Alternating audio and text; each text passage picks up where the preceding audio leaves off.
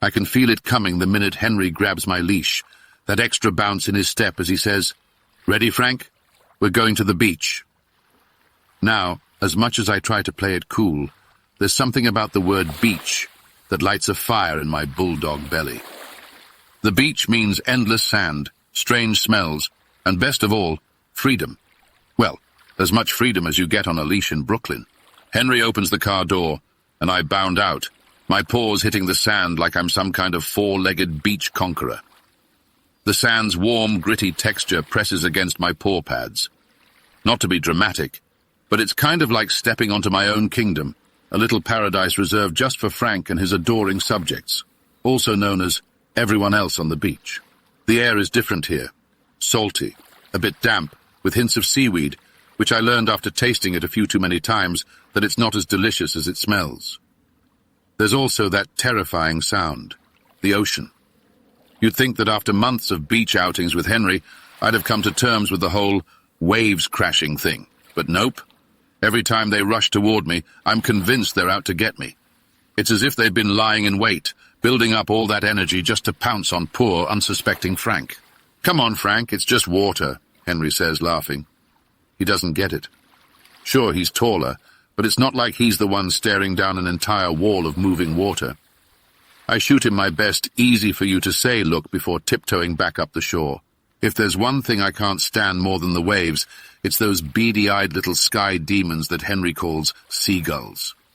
I have a personal vendetta against them, not because they've done anything directly to me, but because they're always around, mocking me with their obnoxious squawks.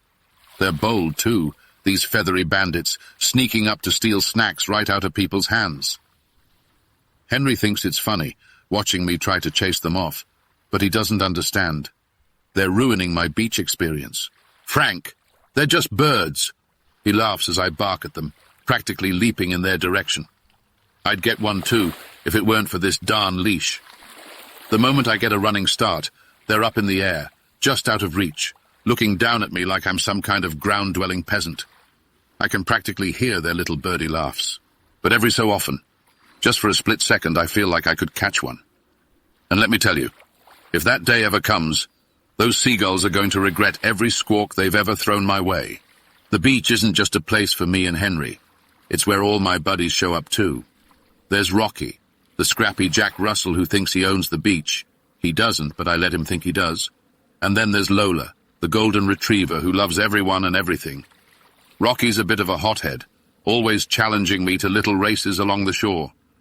He doesn't understand that I have a bulldog physique, which is definitely not built for speed. But hey, I humor him, chugging along in the sand while he darts around like some hyperactive sand flea. Lola's different. She's more into the whole frolicking in the waves thing, which in my opinion is just asking for trouble. Once, she tried to get me to join her, bounding in and out of the water, barking at me to come play. I inched toward the shore, considering it for a second, until another wave crashed down, reminding me why I steer clear of the water. She laughed, gave me a gentle nudge, and trotted back out as if the waves were just another part of the game. "Come on, Frank, you can do it!" Henry cheers from behind, filming me on his phone as if he's witnessing some epic life moment. Maybe for him, but for me, it's more like survival. Now let me tell you about the time I met my first crab. Oh, you'd think it was a cute little creature, something out of a cartoon or whatever. But no, this crab had claws of steel, and it was not interested in making friends. I was minding my own business, sniffing the sand, when I spotted it. A small, moving rock, or so I thought. I approached, ready to claim it as my own. Then, snap. This crusty little character lunged at me with its pincers, and let me tell you, I nearly jumped out of my skin. Henry, of course, found this hilarious. "Frank, you're afraid of a crab," he snickered, pulling out his phone to capture my big encounter. "Excuse me, Henry, but have you seen those claws? They're like mini scissors, and I'm just not about that life." I gave the crab my best warning bark, a good solid woof to show him who's boss, and backed away, glaring at it from a safe distance. Since that day, I keep an eye out for anything scuttling along the shore. You never know what's lurking down there, ready to surprise you. Henry thinks it's funny, but hey, it's my dignity on the line here. Oh, the smells. If there's one thing I adore about the beach, it's the nose full of every imaginable scent. I'm talking salt water, rotting seaweed, some fish that's seen better days, and every possible snack someone left behind in the sand. To Henry, it probably all smells the same. He's not exactly gifted in the sniffing department. But to me, each whiff is like a story. There was that time I found what Henry called seaweed. He told me it was just some plant from the ocean, but I'm convinced it's more than that. Its scent is mysterious, rich, and a little intimidating. I took a big sniff, feeling like I'd just unlocked a new world of knowledge. Henry tried to pull me away, but no, I needed a few extra seconds to really understand this beach relic. I love the snacks best, though. Chips, maybe a bit of sandwich, or even a forgotten hot dog bun. I find these treasures half buried in the sand, like they were put there just for me. Henry doesn't let me keep most of them, but every once in a while, he lets me savor a crumb or two.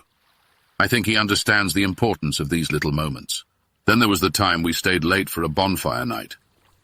I didn't know what a bonfire was, but I quickly learned that it's a giant stick pile that humans light on fire for fun. Seems risky if you ask me, but hey, humans are a strange bunch. Henry and I sat around with his friends, and I positioned myself close to the fire, just enough to feel the warmth, but far enough that my fur wouldn't singe. There was laughter, marshmallows, though Henry didn't let me have any. Unfair, if you ask me, and lots of people giving me head scratches. One of Henry's friends tossed a stick into the fire, and let me tell you, I had a small heart attack. Sticks are for chewing, not for burning, I barked, trying to tell them to stop, but they just laughed and patted me on the head. I glared at them, clearly unimpressed with their treatment of my beloved sticks. Henry just chuckled and told me to relax. It's okay. Fine, Henry, but let's not make this a habit, all right? There's one thing I think I'm probably the best at: digging. Henry doesn't appreciate my skill, but I know he's just jealous. One day I decided to show off my digging prowess on the beach. Henry was lying back in his chair, probably thinking he could get a tan or whatever humans do when they just sit in the sun, so I figured it was the perfect time. I started slow, pawing at the sand, feeling the soft grains shift under my feet. Then I went faster, digging deeper, feeling like an excavation master. Sand was flying everywhere, onto Henry, onto his towel, and even into his drink. He yelped, brushing sand off himself, but I was in the zone. Nothing could stop me. I was halfway to China, or so I thought, when Henry pulled me away, muttering something about relaxing and ruining his towel. Fine, Henry, but one day I'll finish that hole, and you'll see. It'll be the greatest hole the beach has ever seen. Henry bought a beach umbrella one summer. At first I thought it was a strange, colorful creature attacking us, so I barked and gave it a good growl to show it who's boss. Henry laughed, but I wasn't having it. This thing was big, blue, and trying to take over our beach spot. I was ready to defend our little piece of sand. It took some coaxing, but Henry finally got me to settle under the umbrella. And I have to admit, it had its perks. Shade on a hot day?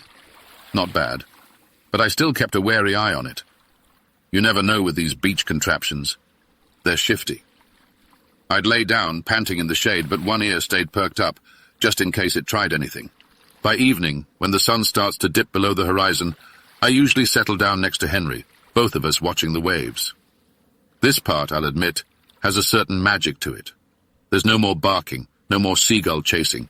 Just me, Henry, and the ocean stretching out as far as I can see. I don't know what Henry thinks about when he watches the waves, but for me, it's simple. I think about all the things that make the beach a place worth coming back to. The smells, the snacks, the sand beneath my paws, and the laughs I share with Henry. I might not be a fan of the waves, and I could do without the crabs, but I'd go anywhere as long as Henry's by my side. On the drive home, I'm usually exhausted, sprawled across the back seat, sand still clinging to my fur.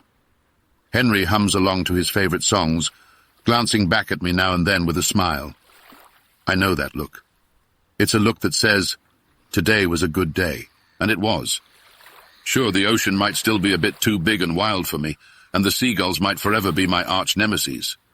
But being there with Henry, taking on each new adventure, is what makes every trip worth it. As we pull into the driveway, I'm already dreaming of our next beach day. Because as much as I hate to admit it, the beach has a way of growing on you. Or maybe it's just that Henry's there, making every wave, every seagull, and every grain of sand feel like it's part of one grand,